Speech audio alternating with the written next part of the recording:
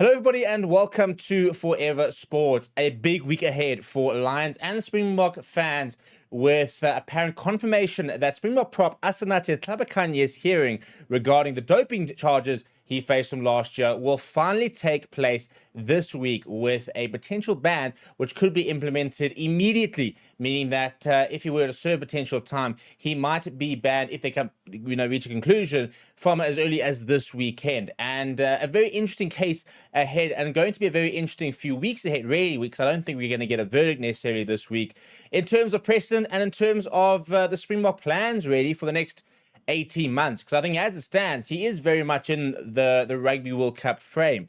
If, or however, he does serve some time and does get suspended for a lengthy period, then all of a sudden I think he drops out of those plans and probably would only kind of be ready considered come 2031, which from an age point of view, he'd be very much available for. But obviously, it'll depend on what sort of things happen. But it's going to be an interesting situation. Nothing obviously confirmed right now, and a bit of a strange trial because it's not as sort of cut and clear as maybe previous examples of where we have seen sort of doping violations and doping charges, which has been quite interesting in itself. The fact that he hasn't actually been stood down from duty after receiving the ban. He has continued to play since getting that adverse finding last year in the Rugby Championship, where he was set to fly to New Zealand and then didn't. And they then came out and sort of explained why. Basically said that SA Rugby came out and said that they supported him and that they basically back him, for example, and that they're going to provide support to him and trying to basically clear his name, which we didn't see. We don't see in other cases. So it's not sort of your normal case at all. But in terms of the article, what it's got to say, this is where we're at. So this is the South African reporting that, according to Network 24, it has been confirmed that the front row will have a hearing for the use of a prohibited substance this week. And then they said it remains to be seen if a decision and potential ban will be announced almost immediately afterwards, or whether the case could go on. And it was a nervy time. There were also reports last year from Daily Maverick that Ntlabakanye had been formally charged with another doping offence related to a non-specified and performance-enhancing substance. The second offence did not actually show up in Ntlabakany's test results, but he incriminated himself by declaring what seemed a good act of faith due to the fact that it had already been cleared by medical professions. Excuse me.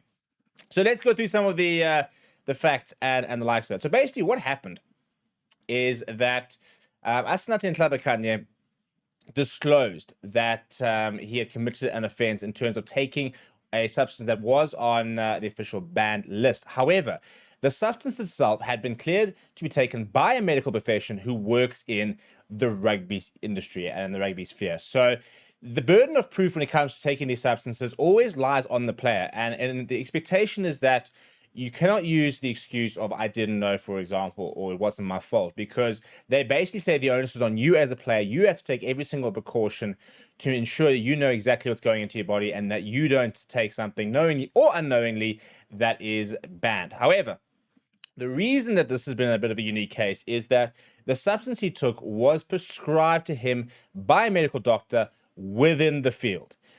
So he was basically following medical advice when taking the substance. And, as I said, some of the substances did show up, others didn't. And because basically there hasn't been basically a blanket ban, of commas, implemented by SAGE, which is the South African Institute of Rugby Sport, he has been able to continue playing, and he has continued playing and featured for the Springboks, for example, featured for the Lions, has been one of the Lions' best players. It would be a huge blow if he were to be banned. But he basically has continued playing. And this has been an interesting situation, because basically they're saying that he has been still free to play, but a dark cloud has been hanging over his head as fears mount. The 26-year-old could end up facing a ban that could range up to 4 years in a worst case scenario. So if things really don't go well, he could be featured banned up to 4 years. SA Rugby sought to clarify that the substance he tested positive for was prescribed by a specialist physician early in 2025 for medical reasons and taken with the approval and the supervision of a medical doctor. However, under the principle of strict liability, athletes are responsible for everything they ingest, regardless of medical advice.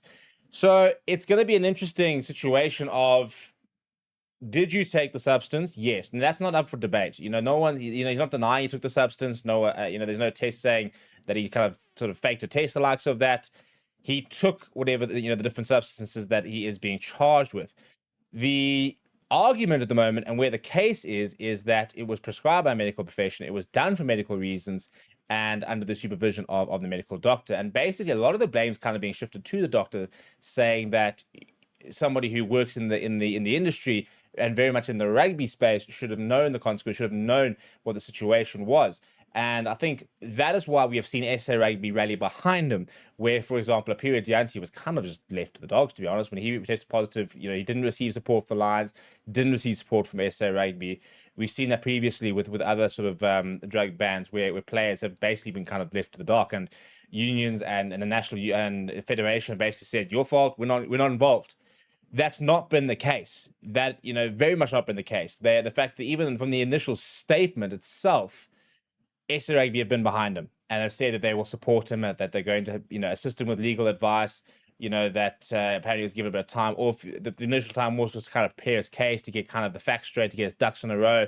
And, there was a request to basically delay the case so they could continue getting precedent and getting other, information and basically building the strongest case they have possible. So I've got no idea what kind of ban we're looking at. If there is going to be a ban, I'd be surprised if he gets away with nothing. I think that at the end of the day, if you take a banned substance, inverted commas, there will be some sort of punishment.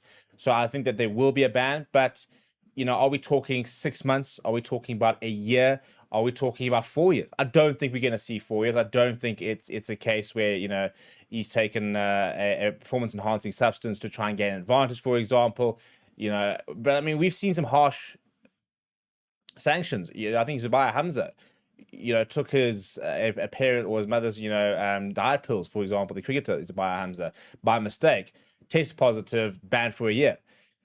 And it was such an arbitrary type of offense, and yet it was quite a big punishment. So I'll be very surprised if he gets away without any sort of punishment. Not gets away, but doesn't receive some sort of ban in some sort of respect.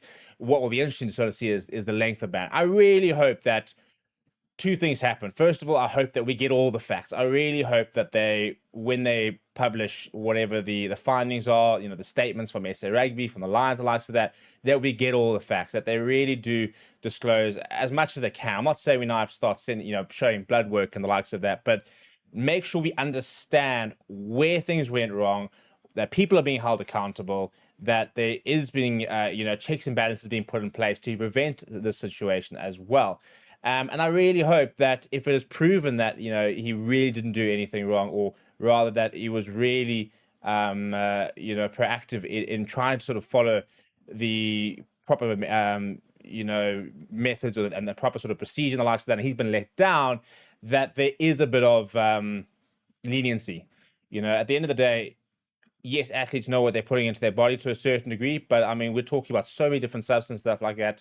You need to get the education. But when you are, for example, now working with your team doctor and they are saying, cool, we, from a medical point of view, you've got to take this, and you're basically saying, are you sure we can? They're saying, yep, it's not on the list, or it's fine, or whatever, for these reasons, it's okay.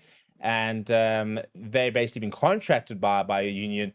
You're now trusting somebody who is expected to know these things.